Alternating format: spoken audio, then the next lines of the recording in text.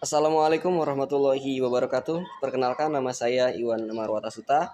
Di video kali ini saya akan membuat sebuah video pembelajaran tentang strategi dan pengembangan bisnis. Baik, langsung saja agar tidak memperlambat waktu. Untuk yang pertama adalah definisi strategi bisnis. Definisi strategi bisnis adalah sebuah rencana terencana yang bertujuan untuk mencapai tujuan bisnis jangka panjang.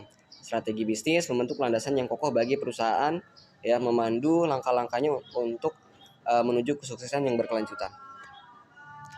Nah, sebelum kita lanjut, kita akan mengkupas terlebih dahulu ya definisi yang tadi, ya, yang mana kalau kita kupas ternyata ada kurang lebih 3 unsur. Yang pertama ada unsur rencana terencana, gitu ya. Strategi bisnis bukanlah suatu tindakan spontan, melainkan hasil dari perencanaan yang matang, gitu. Jadi ini melibatkan pemikiran mendalam seperti analisis dan perhitungan untuk memastikan setiap langkah diarahkan secara konsisten menuju visi dan tujuan jangka panjang. Ternyata ada unsur yang kedua juga, yaitu mencapai tujuan bisnis jangka panjang, gitu ya. Strategi bisnis tidak hanya berkaitan dengan pencapaian tujuan sehari-hari, tetapi juga dengan bagaimana perusahaan dapat tumbuh dan berkembang dalam jangka panjang. Ini melibatkan pengenalan produk baru, ekspansi pasar, dan berbagai langkah proaktif untuk mengamankan masa depan perusahaan. Unsur yang ketiga adalah unsur memahami kekuatan dan kelemahan internal serta peluang dan tantangan eksternal. Poin ini menekankan pentingnya analisis SWOT, ya, seperti strength, weakness, opportunities, dan threat dalam merancang strategi. Menyelidiki kekuatan internal perusahaan, mengidentifikasi kelemahan yang mungkin terjadi, gitu ya, mengamati peluang pasar dan mengantisipasi tantangan eksternal dalam langkah-langkah krusial dalam pengembangan strategi yang efektif. Nah, lanjut kita ke bagian B-nya, yaitu pentingnya strategi bisnis, gitu ya. Untuk strateginya, pentingnya strategi bisnis ini ada kita tinjau dari beberapa ya. Untuk yang pertama kita tinjau terlebih dahulu dari segi keuntungan strategis bisnis. Untuk dari keuntungan strategi bisnis sendiri kami pecahkan menjadi beberapa ya. Untuk yang pertama adalah mengarahkan fokus perusahaan, seperti memprioritaskan sumber daya, itu ya, untuk memprioritaskan alokasi sumber daya, baik itu keuangan, tenaga kerja, atau waktu. Yang kedua, menghindari distraksi. Tanpa strategi yang jelas, perusahaan mungkin rentan terhadap distraksi atau keputusan yang tidak terkoordinasi. Strategi membantu dalam menghindari penyebaran sumber daya yang tidak efektif dan menjaga fokus pada hal-hal yang mendukung pertumbuhan dan berkelanjutan. Keuntungan strategi bisnis yang selanjutnya kami ini lagi, yaitu yang kedua, seperti kriteria penyediaan panduan dalam pengambilan keputusan. Ya, di sini untuk contohnya adalah pengambilan keputusan. Strategi bisnis memberikan kriteria dan panduan untuk pengambilan keputusan. Ketika tim manajemen atau karyawan dihadapkan pada pilihan, strategi yang tepat dapat menjadi landasan untuk mengevaluasi opsi dan memilih yang paling konsisten dengan visi dan tujuan perusahaan. Untuk contohnya itu kedua adalah kohesivitas organisasi. Dengan memiliki strategi yang jelas, ya, setiap tingkat organisasi dapat memahami peran dan kontribusinya terhadap tujuan keseluruhan. Untuk yang ketiga dari keuntungan tadi adalah meningkatkan daya saing dan keunggulan pasar. Untuk contohnya ya seperti di sini bisa diterapkan langkah depresiasi produk dan layanan. Ya, strategi bisnis dapat membimbing perusahaan untuk menciptakan nilai tambah dan mengembangkan depresiasi produk atau layanan. Contoh yang kedua dari poin 3 ini adalah respon terhadap perubahan pasar. Ya, dengan strategi yang adaptif, perusahaan dapat merespon perubahan pasar dengan lebih efektif. Untuk contoh yang ketiga adalah pengelolaan risiko. Jadi ketika kita bisa mengelola risiko dengan baik, kita bisa insya Allah mengatasi masalah dengan baik pula. Nah, yang ketiga adalah jenis-jenis strategi bisnis, gitu ya. Di sini ada beberapa jenis ya, tapi yang pertama kita paparkan dulu adalah jenis dari strategi pertumbuhan.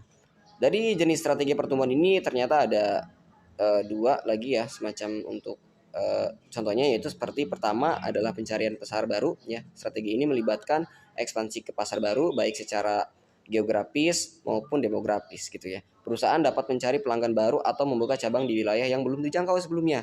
Hal ini dapat meningkatkan pangsa pasar dan potensi pendapatan. Untuk yang contoh yang kedua adalah pengembangan produk atau layanan. Strategi ini fokus pada inovasi produk atau pengembangan layanan baru. Perusahaan dapat memperkenalkan produk baru ke pasar yang sudah ada atau pengembangan produk yang dapat memenuhi kebutuhan pelanggan yang lebih baik, gitu. Nah, Untuk contoh yang kedua adalah dari strategi efisiensi operasional ya. Jadi untuk kita bisa meningkatkan strategi efisiensi operasional. Sebagai contoh, mungkin kita bisa meningkatkan efisiensi ya. Fokus utama dari strategi ini adalah meningkatkan efisiensi operasional perusahaan. Ini melibatkan identifikasi dan penerapan praktik-praktik terbaik gitu ya, teknologi baru atau proses bisnis yang lebih efisien.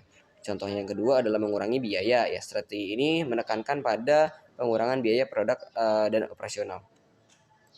Untuk yang ketiga adalah strategi diferensiasi ya, yang mana di sini bisa keuntungannya adalah membedakan produk atau layanan ya. Strategi diferensiasi melibatkan pengembangan dan pemasaran produk atau layanan yang memiliki keunikan atau ciri khas yang membedakannya dari produk atau layanan yang lain atau pesaing. Contoh yang kedua adalah penciptaan citra merek ya, dengan dengan membedakan diri perusahaan menciptakan citra merek yang kuat dan dapat menarik segmen pasar yang tertentu. Nah, untuk yang selanjutnya pengembangan bisnis ya. Jadi untuk pengembangan bisnis sendiri ada banyak, sekitar 4 mungkin untuk ke depan ya. Di sini kita akan lihat terlebih dahulu adalah 2 gitu ya. Inovasi bisnis.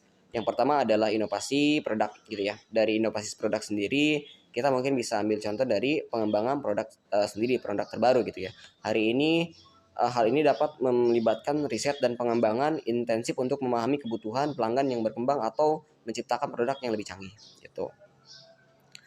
Dari inovasi produk sendiri ada 2 ya, tadi sudah kita bacakan atau kita jelaskan. Sekarang yang kedua adalah peningkatan kualitas produk yang harus kita ataupun yang kita bisa lakukan ataupun kita bisa simulasikan ya inovasi produk sendiri, yaitu dari peningkatan kualitas produk. Harus kita perhatikan. Pada peningkatan kualitas produk yang sudah ada ini bisa mencakup pembaruan fitur, peningkatan keandalan atau peningkatan dalam segi estetika ya. Begitu.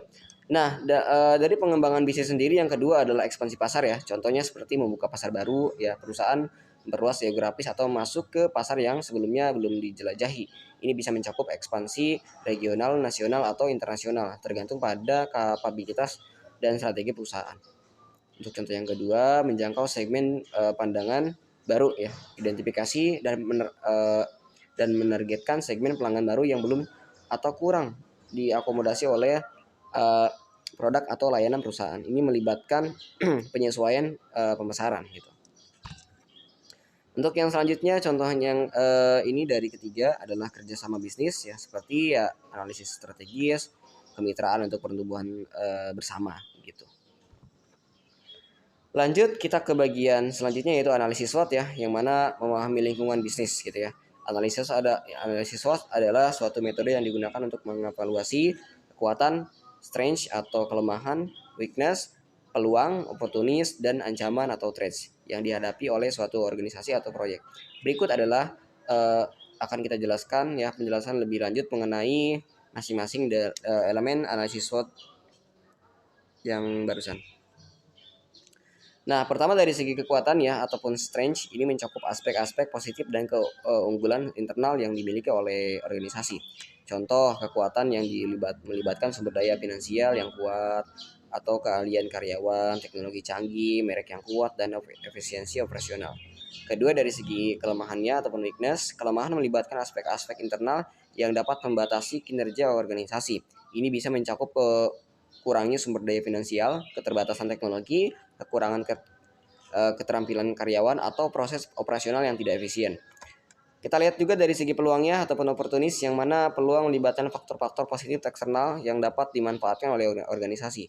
Contoh peluang dapat termasuk perubahan tren pasar, ya, perkembangan teknologi baru, pertumbuhan pasar baru, atau pelanggaran regulasi yang menguntungkan. Yang terakhir dari segi ancaman, yang mana ataupun threats ya, ancaman melibatkan faktor-faktor negatif eksternal yang dapat mempengaruhi kinerja organisasi. Ini bisa mencakup persaingan yang ketat ya, perubahan kebijakan. Nah, kita lanjut ke proses analisis SWOT. Untuk proses analisis SWOT sendiri di sini kita sudah kembangkan ada 4 ya. Yang pertama, identifikasi kekuatan dan kelemahan. Yang kedua, identifikasi peluang dan ancaman. Yang ketiga, penyusunan strategi. Yang keempat, implementasi tindakan korektif gitu. Yang selanjutnya implementasi strategi ya, yang mana untuk implementasi strategi sendiri di sini kita ada beberapa. Untuk yang pertama perencanaan tindakan, yang mana kita harus menetapkan langkah-langkah konkret ya, seperti ya setelah strategi bisnis telah dirumuskan, langkah pertama dalam implementasi adalah merinci rencana tindakan konkret gitu. Untuk contoh dari perencanaan tindakan sendiri, yang kedua adalah mengalokasikan sumber daya yang daya dengan efisien ya. Perencanaan tindakan juga melibatkan alokasi sumber daya secara efisien. Ini termasuk pengaturan anggaran, alokasi tenaga kerja, dan distribusi sumber daya lainnya agar sesuai dengan rencana tindakan. Untuk yang kedua adalah mengawasi dan evaluasi ya, yang mana di sini sebagai contohnya adalah menentukan perkembangan ataupun memantau perkembangan. Ya, setelah perencanaan tindakan dilaksanakan, langkah selanjutnya adalah menentukan perkembangan pelaksanaan. Ya, pengawasan mencakup pemantauan indikator, kinerja kunci atau KPI, dan parameter lainnya untuk menilai sejauh mana organisasi mencapai tujuan strategisnya, begitu. Untuk contoh dari pengawasan dan evaluasi yang kedua adalah menyesuaikan strategi jika diperlukan, gitu. Seperti jika pendapatan perubahan dalam lingkungan bisnis itu atau jika hasil evaluasi menunjukkan ketidaksesuaian ya, organisasi perlu siap untuk menyesuaikan strategi. Lanjut yaitu studi kasus ya, yang mana di sini sebagai studi kasus adalah perusahaan XYZ ya, yang mana dalam transformasi menuju kepemimpinan pasar. Bisa kita latar belakangi di sini adalah perusahaan XYZ, sebuah perusahaan manufaktur dengan sejarah panjang menghadapi tantangan dalam menghadapi persaingan yang semakin ketat ya, dan perubahan dalam permintaan pasar. Keputusan diambil untuk melakukan transformasi menyeluruh untuk memastikan keberlanjutan dan pertumbuhan jangka panjang.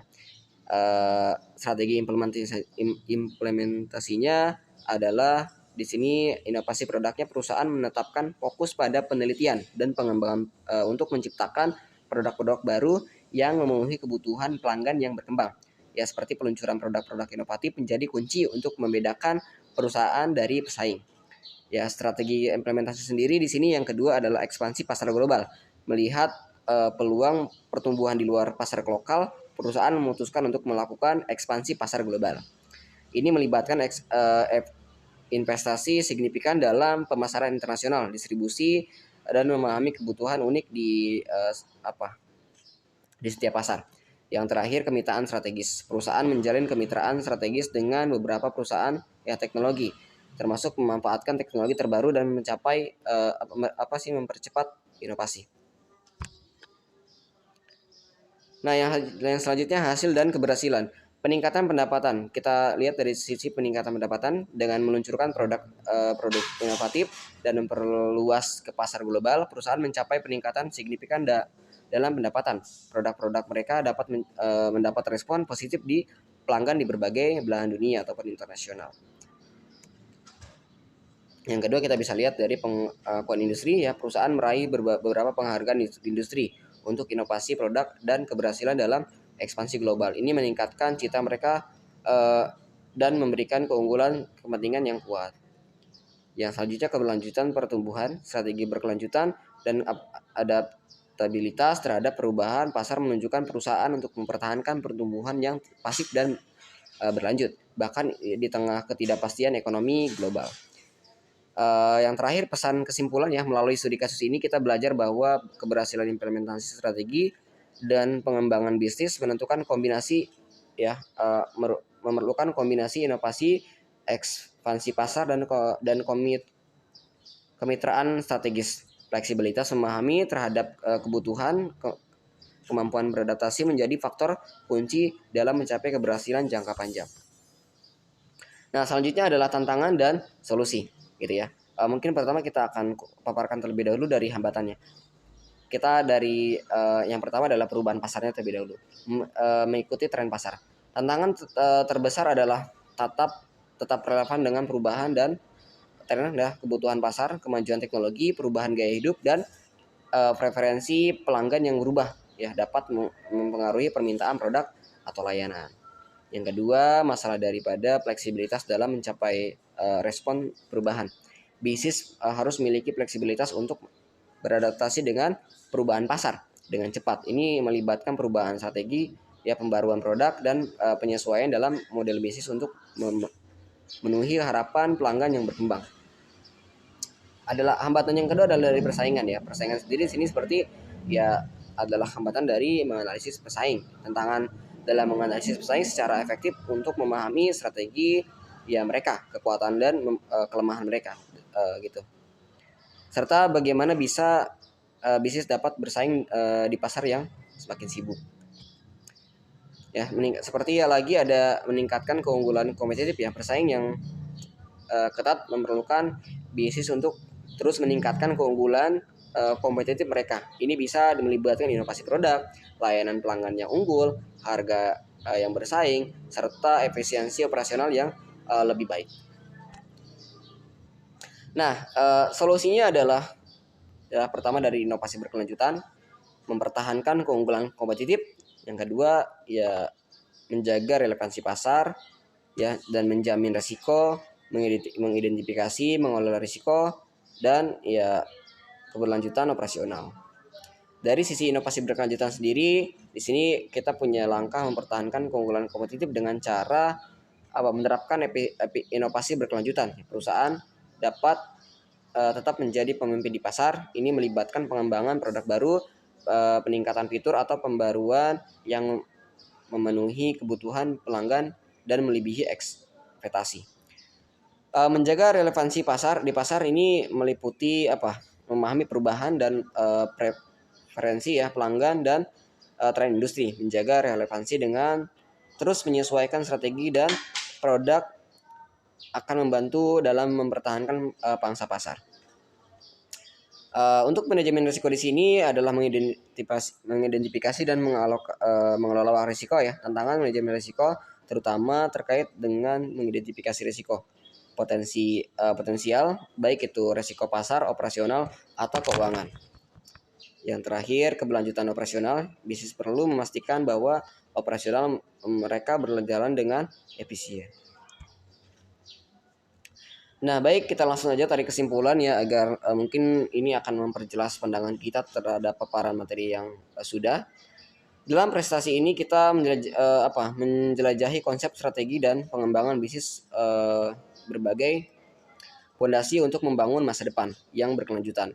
Definisi strategi bisnis menjadi landasan yang terencana untuk mencapai tujuan bisnis jangka panjang. Melibatkan pemahaman mendalam terhadap kekuatan internal, kelemahan, peluang, dan tantangan eksternal. Pentingnya strategi bisnis dibahas melalui keuntungan yang melibatkan pemandu fokus perusahaan ya, panduan dalam pengembangan keputusan sendiri, dan peningkatan daya saing pasar. Jenis-jenis strategi bisnis seperti pertumbuhan, efisiensi operasional, dan diferensiasi memberikan alternatif pendekatan untuk mencapai tujuan. Pengembangan bisnis melalui inovasi produk, ekspansi pasar, dan kerjasama bisnis merupakan langkah strategis untuk pertumbuhan. Analisis SWOT menjadi alat penting dalam memahami lingkungan bisnis yang mengidentifikasi kekuatan, kelemahan, peluang, dan ancaman. Proses implementasi strategi mencakup perencanaan tindakan konkret dan pengawasan terus-menerus untuk memastikan kesesuaian dengan tujuan. Studi kasus menyoroti keberhasilan implementasi strategi dalam perusahaan. XYZ menunjukkan pentingnya inovasi, ekspansi global, dan kemitraan strategis. Tantangan umum seperti perubahan pasar dan persaingan memerlukan solusi melalui inovasi berkelanjutan dengan manajemen risiko. Kesimpulan, strategi bisnis yang efektif melibatkan pemahaman mendalam adaptabilitas dan implementasi tindak lanjut konkret untuk mencapai keberlanjutan dan pertumbuhan yang berkelanjutan. Semoga pemaparan materi kali ini bisa menambah wawasan kita ya terhadap strategi bisnis. Sekian, terima kasih. Wassalamualaikum warahmatullahi wabarakatuh.